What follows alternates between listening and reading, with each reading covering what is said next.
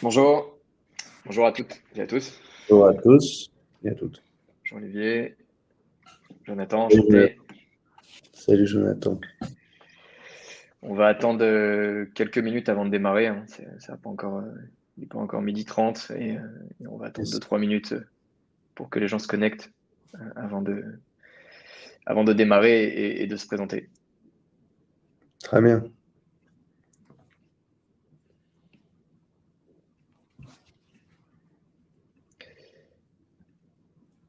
Vous avez en bas à droite normalement la possibilité de poser des questions et un chat.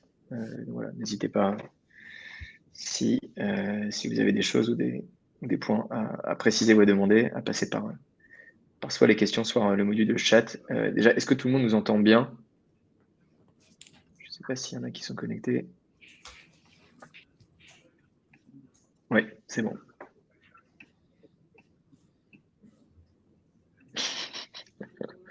Ok.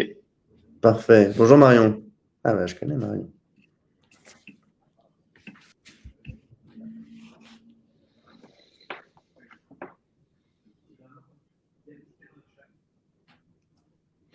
On attend encore une petite minute, Jonathan, et on commence. Ouais.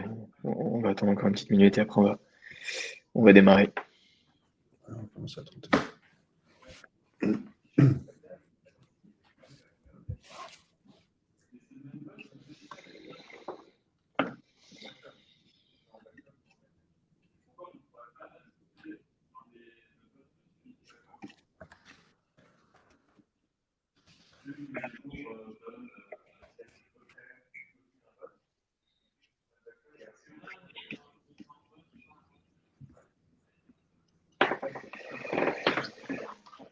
Écoutez, je te propose de démarrer. On va commencer par se présenter et les gens nous rejoindront on va dire, au cours de présentation. Dans tous les cas, de toute façon, il y a un replay qui sera disponible. Donc les gens pourront revoir toutes les présentations et reprendre dès le début.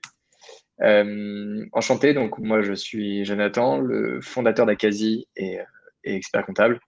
Acasi, c'est une solution d'automatisation de la comptabilité dédiée aux freelances et indépendants. On accompagne tout type d'indépendants, quel que soit leur statut juridique, leur activité. On a effectivement des avocats qu'on accompagne, qui soient en BNC, micro-BNC ou également qui pourraient être en CEL aussi également. On est expert comptable, donc ça veut dire qu'on fait l'ensemble des déclarations fiscales pour le compte de nos clients et voilà, on accompagne, on va dire, de la création de l'activité jusqu'à potentiellement la liquidation, le cas échéant. Et voilà, je suis accompagné d'Olivier. Merci Olivier de te joindre à Tout à nous fait. aujourd'hui. Donc je suis Olivier. Je suis un des associés de la société Promis. Promis qui est un courtier d'assurance spécialisé auprès des professions libérales. Et spécialisé aussi sur la protection sociale. On est ultra spécialisé. La protection sociale, donc, c'est les assurances de mutuelle, de prévoyance, de retraite et d'assurance vie. Et on accompagne, aujourd'hui, on parle avec les avocats, on accompagne beaucoup d'avocats du barreau de Paris et d'ailleurs, maintenant de tous les barreaux français.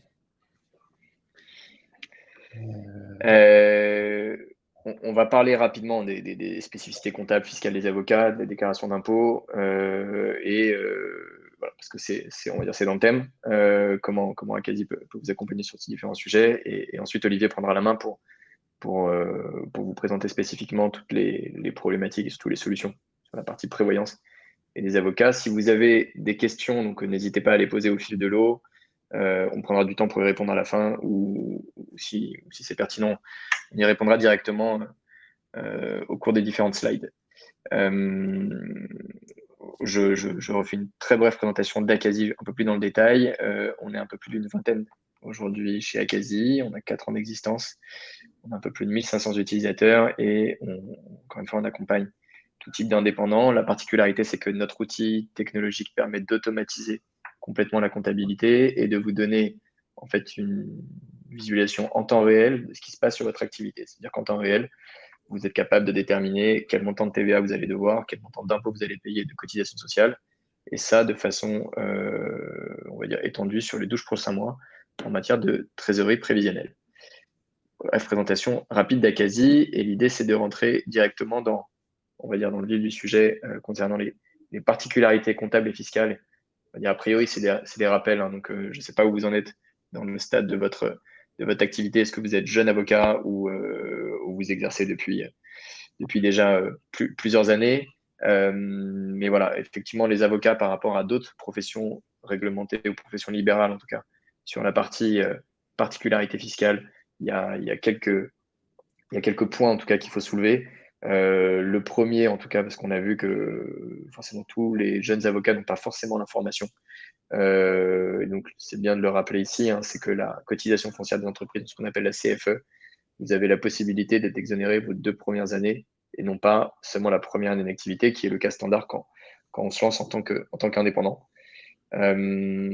Deux points aussi particuliers qui sont liés en fait au régime micro BNC et surtout en fait à la TVA ou la franchise en base. Assez classiquement, tout le monde a un régime de la franchise en base pour la TVA avec des seuils qui sont, on va dire, globalement aux alentours des 35 000 euros. Concrètement, ça veut dire jusqu'à ce montant de chiffre d'affaires, comment dire, les indépendants n'ont pas besoin de facturer la TVA et peuvent facturer donc tous leurs honoraires hors TVA. Les avocats ont un seuil plus élevé, donc un premier seuil à 44 500 et 55 700. Et donc concrètement, ça veut dire que vous avez la possibilité, si vos clients sont notamment des particuliers, de vous mettre au régime de la franchise en base. C'est pas forcément stratégique si vos clients sont des professionnels entreprises qui ont la possibilité de récupérer la TVA. Pourquoi? Parce que la contrepartie du régime de la franchise, c'est que vous ne pouvez pas récupérer la TVA sur toutes vos dépenses. Voilà, donc petit rappel sur ce sujet. Sur la partie purement déclaration fiscale professionnelle et du coup derrière effectivement personnelle, quelques points importants. Il y a deux types généralement de régimes qui sont utilisés par les avocats, soit effectivement de l'activité en tant qu'indépendant, et donc il va y avoir une imposition dans ce qu'on appelle le régime BNC ou micro-BNC, ou l'exercice à travers une SEL, Société d'exercice libéral. Alors c'est l'ARLU si c'est une forme EURL, SLRL, ou SS, SASU, CLSU également. Le régime micro-BNC est limité à un montant de chiffre d'affaires aux alentours des 70 000 euros. Et le régime, on va dire réel, ce qu'on appelle déclaration contrôlée 2035, vous avez la possibilité de prendre une option à n'importe quel moment, ou si vous dépassez ce chiffre d'affaires-là, d'office, vous allez tomber dans ce régime. L'impact que ça a principalement, c'est que sur le régime micro-BNC, vous n'allez pas déduire tous les frais. Olivier en reparlera sur la partie prévoyance, mais donc vous ne pouvez pas déduire tous les frais professionnels. Il y a une particularité sur la partie prévoyance, mais à la différence effectivement du régime réel, où effectivement vous avez la possibilité de déduire tous les frais qui sont liés à votre activité professionnelle. Je ne vais pas rentrer dans le détail, n'essayez pas de vous faire un cours sur la CELARLU ou la CELASU aujourd'hui.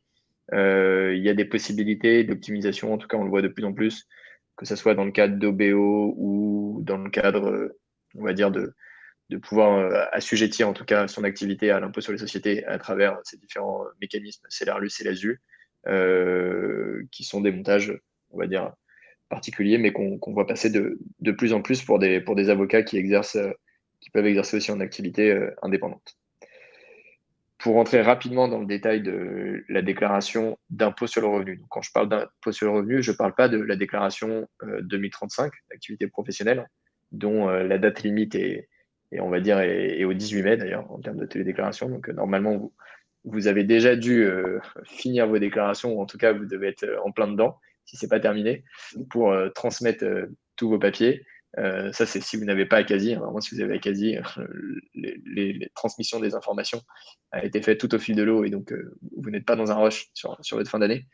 Et donc, si vous devez déclarer derrière vos impositions, on a mis quelques informations sur généralement les déclarations formulaires qui sont les plus utilisées par les indépendants. Je ne vais pas revenir sur les calculs des parts ou sur toutes ces particularités, mais globalement, ce qu'on retrouve en tout cas sur tous les indépendants, c'est voilà, d'activer au moment où vous êtes sur votre compte impôt.gouv particulier les différents formulaires, donc 2042 CPRO sur la régime des indépendants, 2044 si vous avez des revenus fonciers, 2047 si vous avez des plus-values. Voilà, n'oubliez pas de cocher, on va dire, tout ce qui vous concerne dans le cadre de votre activité professionnels et de vos investissements, on va dire, personnels. Et donc, à partir du moment où vous allez cocher cette déclaration, ça va vous permettre de remplir les différents formulaires. Un des premiers formulaires à remplir, donc ça, a priori, ça dépend si vous avez eu une activité salariée au cours de l'année 2021, mais si jamais vous aviez été avocat salarié, ou en tout cas vous avez été rémunéré et que vous avez peut-être fait, je ne sais pas, le basculement en cours d'année d'activité indépendante, si vous avez eu des revenus salariés, ils sont normalement automatiquement reportés sur votre déclaration d'impôt dans la rubrique traitement et salaire, dans la case 1 AJ. Alors, les cases que je mentionne sont pour le premier déclarant. Il suffira de suivre la ligne horizontale pour être capable de remplir si il y a plusieurs personnes dans le cadre de votre foyer fiscal. Spécifiquement pour les avocats, donc on en parlait sur les différents régimes, et en tout cas on le voit parce que certains, on accompagne des clients avocats en micro-BNC et parfois il y a une petite confusion sur comment déclarer ses impôts à l'impôt sur le revenu parce que c'est des micro-BNC mais qui sont assujettis à la TVA et donc ils tiennent une comptabilité pour le compte de la TVA, mais d'un point de vue de l'administration fiscale ou de l'imposition des revenus, ils sont sur un régime micro-BNC. Donc il n'y a pas de résultat à calculer sur l'activité et du coup la déclaration des revenus en micro-BNC se fait, donc cette fameuse déclaration de 2042 CPRO, sur une case spécifique qui est la case 5HQ et sur lequel en fait il y a un abattement automatique qui va venir s'appliquer de 34% et qui intègre les différents frais. Si vous n'êtes pas sur ce régime micro-BNC, vous allez basculer sur le régime réel, donc ce qu'on appelle le régime de déclaration contrôlée. Et donc là, c'est la rubrique juste en dessous sur lequel on va vous demander de reporter le montant des revenus. Un des points qui est important parce que ça a été remonté en tout cas par pas mal d'indépendants et aussi notamment des avocats, c'est ce qu'on appelle la fameuse déclaration DSI, déclaration sociale des indépendants, qui a, qui a été, on va dire, supprimée, en tout cas fusionnée avec la déclaration d'impôt sur le revenu, et sur lequel il y a quelques difficultés, en tout cas en termes de remplissage ou quelles informations doivent être mentionnées. Globalement, cette déclaration va être activée à partir du moment où vous avez des revenus d'indépendants. Et dans ces revenus d'indépendants, on va vous demander de préciser en fait justement le montant des cotisations sociales. Alors, ça va dépendre si vous êtes en comptabilité de trésorerie ou comptabilité d'engagement, mais globalement, on va vous demander de mentionner dans ces informations-là toutes les cotisations sociales qui ont été payées hors CSG, CRDS. Et donc ça, c'est la case qui a été mentionnée, un DSCA ou DSDA, mais ça, c'est plus rare, c'est-à-dire si vous avez eu plus de remboursements des différentes caisses sociales. Et vous allez devoir aussi également compléter les cotisations facultatives, donc tout ce qui est effectivement mutuelle, prévoyance, PER, qui va être complété dans la case des SEA. Il y a une question, peut-être y répondre directement là, sur les 34% d'abattement. Les 34% d'abattement sont globales, donc englobent les charges sociales que vous avez pu avoir payées sur votre activité et tous les frais. Donc c'est pour ça que souvent, en fait, à un moment donné, le régime micro-BNC ne devient plus du tout intéressant parce que vous vous retrouvez à avoir des cotisations plus importantes directement. Ça, c'est sur la partie impôt, comment dire, impôt sur le revenu. Les charges sociales, vous avez une imposition séparée ensuite. Je pense qu'on peut passer assez vite parce que généralement, les avocats sont moins concernés sur la partie des dividendes, mais on remet quelques informations là-dessus. Une des erreurs qu'on voit, et normalement ça a été corrigé par l'administration fiscale de façon automatique, c'est l'imposition des dividendes. Il y a deux façons d'imposer les dividendes, flat tax ou barème progressif. Très souvent, l'administration fiscale s'est aperçue qu'en 2020, il y a eu à peu près 8 millions de foyers fiscaux qui ont payé trop d'impôts parce qu'ils ont choisi la flat tax et ils n'ont pas coché la case au barème progressif. Normalement, maintenant, ce calcul est automatique. Sur la partie revenus fonciers, il y a deux façons d'imposer les revenus fonciers. Donc, soit on est sur ce qu'on appelle un régime micro-foncier. Donc, si vous avez des revenus qui sont inférieurs à 15 000 euros, et donc vous avez la possibilité de renseigner des revenus fonciers à cet endroit-là et bénéficier d'un abattement de 30% sur les revenus fonciers. Soit vous devez faire ce qu'on appelle une déclaration spéciale 2044, qui vous devez déclarer tous les revenus fonciers en suivant le régime spécifique des revenus fonciers. Je ne sais pas si ça vous concerne, mais je sais qu'on a des questions de cette façon-là, et donc c'est juste une petite zone d'alerte, en tout cas sur la partie, on va dire, investissement crypto et fiscalité. et on va dire les différents flous juridiques qu'il pourrait y avoir à ce niveau-là. Bon, a priori, on voit moins d'avocats qui sont concernés sur cette partie-là, mais faire attention à la qualification en tant que professionnel. Si vous vous amusez à faire du trading de placement crypto avec des opérations régulières, avec des montants importants, vous pouvez vous retrouver en tant que qualifié en tant que professionnel, avec les complications que ça entraîne. Si vous avez fait des placements de ce type aujourd'hui, il y a une flat tax à 30% aujourd'hui uniquement, et la réglementation change en 2023. Préciser deux formulaires importants si jamais vous êtes concerné sur ce type de placement à titre personnel, formulaire 2086 et 3916 bis. Ça veut dire que vous avez l'obligation de déclarer les comptes à l'étranger si vous utilisez des plateformes sur lesquelles vous avez placé de la trésorerie. Je ne vais pas parler aujourd'hui de l'imposition des NFT si vous êtes concerné, mais globalement, il y a un faux juridique sur l'imposition de ce type de placement que vous avez pu effectuer à titre personnel. Est-ce que c'est considéré comme des jetons numériques ou on va dire équivalent token Bitcoin ou autre, ou est-ce que c'est considéré comme des on va dire, placements en termes de marché de l'art et avec une fiscalité particulière? On rappelle également quelques points sur la partie réduction et crédit d'impôt dont vous pouvez bénéficier si vous avez, on va dire, effectué un certain nombre de frais de dépenses à titre privé. On n'est pas dans le cadre d'une activité professionnelle. Voilà. Donc, voilà, il y a différents crédits, formation de dirigeants, premier abonnement presse qui, on va dire, qui est une nouveauté, tout ce qui est garde d'enfants, moins de 6 ans, emploi à domicile, et les dons que vous auriez pu faire. Voilà, il y a différents formulaires, différentes cases à remplir pour être capable de bénéficier de toutes ces réductions et crédits d'impôt. Voilà pour une présentation, on va dire, assez rapide de ce qu'il y a sur la partie de déclaration. On pourra revenir sur ces différents points si vous avez des questions à la fin. Je vais passer la parole à Olivier pour parler de prévoyance et de présenter Promis aussi spécifiquement. Merci beaucoup, Jonathan. Je vais vous présenter Promis. On va parler un peu de prévoyance, comme le disait Jonathan. On aurait pu parler des heures si on avait inclus toutes les assurances, parce qu'en vrai, le sujet le sujet pour lequel on est ensemble aujourd'hui en partenariat, qui est le sujet de la compta, mais aussi des assurances, c'est un sujet qui est intimement lié, notamment comme tu le citais, pour ces histoires de micro-BNC ou de frais réels. On va se focus sur la prévoyance, mais il y aurait beaucoup à dire, notamment sur la retraite, donc ça fera probablement l'objet d'un autre webinaire. Je sais qu'il y a pas mal de clients de Promis parmi les gens qui participent aujourd'hui au webinaire, donc si c'est le sujet, n'hésitez pas, on vous répondra de façon personnelle, avec grand plaisir. Promis. Alors, qui est Promis? Promis, comme je vous disais, on est courtier spécialisé auprès des professions libérales et plus particulièrement des avocats, parce que depuis la création de Promis, au départ, on ne travaillait qu'avec les avocats. On s'est ultra spécialisé sur les assurances de protection sociale, parce qu'on estime que pour savoir bien faire les choses, il faut savoir faire peu de choses, parce que si on fait tout, on fait tout mal. Et donc, on est devenu des vrais référents des avocats sur le sujet prévoyance, retraite, mutuelle, et on a ajouté une corde à notre arc il y a maintenant 2 ans et demi, qui est l'assurance vie, qui est intimement liée avec la retraite. La grande différence de Promis, pour conclure sur la présentation de notre société, avec les autres courtiers, c'est qu'on a développé un outil digital en interne, une application qui nous permet de définir le profil des personnes qu'on a en face de nous, perso, professionnel, financier, et ensuite de lui faire des préconisations d'assurance hyper ciblées, et dans un même temps de comparer les différentes propositions des grands acteurs du marché, assureurs, et en quelques secondes de lui dire c'est tel assureur qui est le mieux placé à tel prix, et donc de lui créer un panel d'assurance, de protection sociale.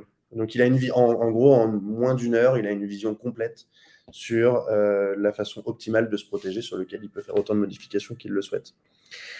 Tout ça accompagné d'un expert, parce qu'on considère que ces sujets sont des sujets tellement importants pour la protection de la personne qu'on peut pas, on n'aurait pas pu développer une appli qui permette aux gens en 3 clics de souscrire un contrat de prévoyance ou un contrat de retraite. Ça serait complètement aberrant. On va parler un peu plus de prévoyance. Alors, la plupart de mes clients participants en ce moment, j'espère, ont retenu ce que je leur avais dit sur la prévoyance. C'est-à-dire à quoi ça sert? La prévoyance, ça sert à 2 choses. Premièrement, à sécuriser ses revenus dans le cas où vous ne pourriez plus exercer pour des raisons de santé, donc en cas d'arrêt de travail et en cas d'invalidité. Je vais en parler un peu plus en détail. Et le deuxième objectif de la prévoyance, c'est protéger sa famille si vous disparaissez définitivement. donc en cas de décès. La prévoyance est toujours structurée de la même façon. C'est d'abord 3 ans en arrêt de travail, à partir du premier jour de la 4e année jusqu'aux 67 ans, la garantie d'invalidité, puis ensuite la retraite. En cas d'arrêt de travail, les collaborateurs, enfin les avocats exerçant en contrat de collaboration ont un maintien de revenus obligatoire par le cabinet à 100% de leur rétrocession pendant les 2 premiers mois de l'arrêt. À partir du 3e mois, c'est l'activation, enfin, c'est la prise en charge à 100% par la CNBF. Alors à 100%, pas à 100% des revenus. La CNBF se limite, là on l'a pas mis parce qu'on rentrera vraiment dans les détails, mais je le dis très rapidement, la CNBF se limite à 2 700 € de maintien de revenus. Alors ensuite, il peut y avoir des compléments en fonction des différents barreaux. Donc il faut quand même penser à 2 700, peu ou prou, 2 700 € de maintien de revenus les 3 premières années. Là où ça commence à devenir assez catastrophique, c'est en cas d'invalidité, donc à partir du premier jour de la 4e année jusqu'aux 67 ans. Là, la garantie de la CNBF, il n'y a pas de complément par les différents barreaux, est de 700 € par mois. Et donc, c'est hyper important, justement, de créer un contrat de complément privé qui permette à chaque avocat, en fonction de ses envies, mais aussi en fonction de son profil financier, de s'assurer au-delà de ce que propose la CNBF, parce que on se rend compte que c'est insuffisant pour tout le monde. En fait, 700 € en cas d'invalidité, c'est insuffisant pour tout le monde, quels que soient les revenus. C'est important de souscrire un contrat d'assurance de prévoyance assez tôt. Premièrement, parce que ça c'est assez commercial, mais les cotisations augmentent moins vite quand on a souscrit un contrat chaque année que quand on souscrit un contrat. Imaginons que je souscris un contrat maintenant, je vais augmenter à peu près chez tous les assureurs de 3 à 4% en termes de cotisations tous les ans. Si je décide de souscrire mon contrat que dans 4 ou 5 ans, les cotisations qui vont m'être proposées vont peut-être augmenter plus vite, aux alentours de 10%. Donc c'est important de souscrire un contrat tôt en termes financiers, mais c'est aussi important en termes de protection, parce que, bien évidemment, le jeu de l'assureur, c'est de faire souscrire quelqu'un qui est en bonne santé, avec un certain aléa, qui puisse lui arriver quelque chose.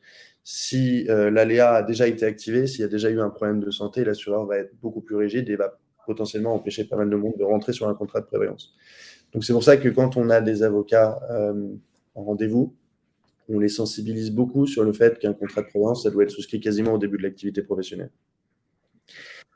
En cas de décès, j'en ai pas encore parlé, en cas de décès, pour ceux qui ont des enfants, qui sont mariés, qui sont responsables familialement, la garantie de décès de la CNBF prévoit 2 choses: un capital qui est de 42 000 € et une rente pour les enfants qui est de 357 € par enfant par mois jusqu'à la fin de leurs études. Donc ça aussi, c'est quelque chose qui peut être modulé à la hausse quand on parle de contrat de complément. Je pense qu'on peut passer à la suite. Ouais, donc on vous a pris des cas concrets, parce qu'on aime bien, on aime bien montrer aux gens, parce que c'est assez simple de parler théorie, on va parler un peu pratique. Donc on a pris le cas de Valentin, qui est avocat qui a 27 ans, célibataire sans enfant, qui a prêté serment en janvier 2021, qui fait 70 000 € de rétro, et surtout qui est toujours en micro, parce qu'il a commencé à exercer assez tôt. Donc notre préconisation, pour le moment, comme je le disais tout à l'heure avec les chiffres, il va toucher 100% de sa rétro les 2 premiers mois, donc jusqu'au 60e jour. À partir du 61e jusqu'au 90e, il y a une petite phase où il est uniquement CNBF et pas encore considéré sur le barreau de Paris. Il touche 2 700 €. Et à partir du 4e mois, comme je le disais, là, le barreau de Paris, il y a encore un complément par rapport à la CNBF, et donc il toucherait 3 157 € par mois. Il y a une notion qui est hyper importante et qui rejoint pas mal le point compta, c'est que les avocats, sur leur rétro, quand on veut le diviser en deux, il y a une partie de revenus, impôt sur le revenu compris, et il y a une partie charges sociales, charges professionnelles. Pour les jeunes avocats en contrat de collaboration, en général, il n'y a que des charges sociales. Il s'avère que pendant la première année de votre arrêt, vous êtes obligé de continuer à payer vos charges sociales, URSSAF, CNBF et ordre. Et dans les 3 157 qui sont donnés par la CNBF, est tout compris. Le revenu, l'impôt sur le revenu et les charges sociales. Et donc, dans les contrats de prévoyance complémentaires, on met souvent en place une garantie qu'on appelle frais pro, qui permet, en plus de maintenir son revenu, de continuer de pouvoir payer par l'aide de l'assureur les charges sociales. En cas d'invalidité, je vous le disais, ça commence à devenir très très faible. Là, il rentre un système de taux d'invalidité, donc je ne vais pas donner le détail parce que ça serait extrêmement long. Ceux qui sont intéressés me poseront la question et je leur répondrai avec plaisir. En cas d'invalidité, il faut juste considérer une chose, c'est qu'à partir de 66% de taux d'invalidité, vous êtes considéré comme ne pouvant plus exercer votre métier. Et là, comme je vous le disais, la garantie est de 693 € par mois, donc c'est extrêmement faible. Et surtout, ça va vous couvrir jusqu'à votre départ à la retraite. Et en cas de décès, j'ai déjà donné les garanties. Donc, ce qu'on peut juste dire ouais, je vais passer aussi à Alice. À la limite, je ferai une synthèse des deux. Attends, je veux bien que tu reviennes sur Alice, s'il te plaît, Jonathan. Merci beaucoup. Donc, je vais faire rapidement aussi. Alice, 33 ans, pacsée, 2 enfants, prêté serment en 2014. Donc, elle est plus en micro. Elle fait 140 000 € de rétro et elle a son conjoint qui gagne 95 000 €. Donc là, je vous le citais tout à l'heure, encore une fois, c'est complètement insuffisant, bien évidemment. Et il y a un point qui est très important et qu'il faut retenir, parce que ça, c'est une réflexion que les avocats me font très souvent quand je suis en rendez-vous avec eux. Ils me disent, oui, mais moi, pour vivre, j'ai besoin que de 3 000 € par mois. Je prends un exemple complètement au hasard. En fait, il faut se rendre compte de quelque chose, c'est que la prévoyance, ça ne sert pas juste à vivre ou à survivre. Ça sert aussi à continuer de préparer son futur. Et il y a un point très important que personne ne voit, mais c'est normal parce que c'est notre métier, c'est pas le leur. C'est que lorsque vous êtes en arrêt de travail prolongé ou lorsque vous êtes en statut d'invalidité avancé, vous arrêtez de cotiser à la CNBF. Qui dit arrêt des cotisations à la CNBF dit arrêt de la préparation à la retraite CNBF. Et donc, ça veut dire que les avocats qui n'exercent plus pendant un long moment, ils ne risquent de toucher que 1 400 € au moment du départ à la retraite par leur régime de base, mais ne toucheront pas le complément pour lequel ils cotisent tous les mois. Et donc, ça veut dire que personnellement, en plus d'avoir une prévoyance qui sert à continuer de vivre, il faut une prévoyance qui serve aussi à continuer de provisionner pour sa préparation à la retraite privée. Voilà, ça, c'est extrêmement important. Donc, pour les gens qui sont présents aujourd'hui, si on est en rendez-vous ensemble, s'il vous plaît, ne me dites pas que vous avez besoin que de 3 000 € pour vivre, mais prenez aussi en compte le fait que vous allez devoir continuer à faire de l'épargne avec cette indemnisation de prévoyance, et qu'en général, et je sais que ça fait un peu peur à tout le monde, quand on arrête de travailler, il faut considérer entre 1 500 et 2 000 € d'épargne privée par mois. Donc, c'est extrêmement important. Voilà, j'avais fini ma synthèse là-dessus. Merci, Jonathan. La fiscalité de la prévoyance, effectivement. Alors, je vais intégrer, et je le ferai que pour cette partie-là, pour la fiscalité, je vais intégrer retraite, prévoyance et mutuelle. Ces 3 assurances-là sont les assurances dites Madelin, donc sont considérables comme des charges sociales. Je dis considérables et pas considérées parce qu'au moment de la souscription, vous avez le choix de considérer ça comme du Madelin ou pas. Je ne rentre pas dans le détail. Quand vous êtes en micro-BNC, la prévoyance et la mutuelle ne sont pas encore considérées comme des charges pro. Donc, elles ne sont pas déductibles du chiffre d'affaires. Donc, vous les payez plein pot. En revanche, même en micro-BNC, vous pouvez commencer à faire de la retraite. Et ça, c'est tout nouveau. Hein. Le fait de déduire en micro-BNC la retraite, ça date de la loi Pacte, donc de fin 2019, avec l'arrivée du PER, plan épargne retraite. Et aujourd'hui, on peut déjà en micro-BNC considérer son épargne retraite comme du déductible. Ça ne se déduira pas au niveau du chiffre d'affaires, mais directement au niveau de la déclaration de revenus. Hors micro-BNC, donc quand on est en frais réels, tout devient du Madelin pur, et donc tout est déductible. Il y a juste deux, trois petits détails, c'est que le remboursement des frais professionnels dont je parlais tout à l'heure, qui représentent normalement les charges sociales, n'est pas déductible, n'est pas Madelin.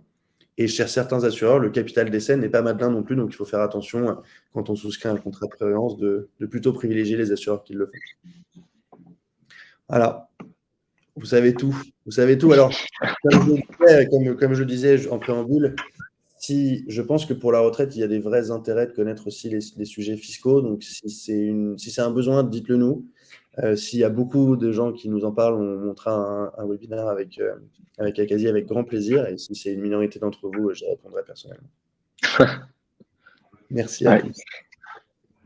Mais n'hésitez pas à poser des questions s'il y a des points particuliers sur lesquels vous voulez qu'on développe. En tous les cas, c'était important effectivement de sensibiliser tout le monde. En tout cas, nous, on le fait, on explique à tous les indépendants, professions libérales, effectivement, le sujet de la prévoyance est extrêmement important.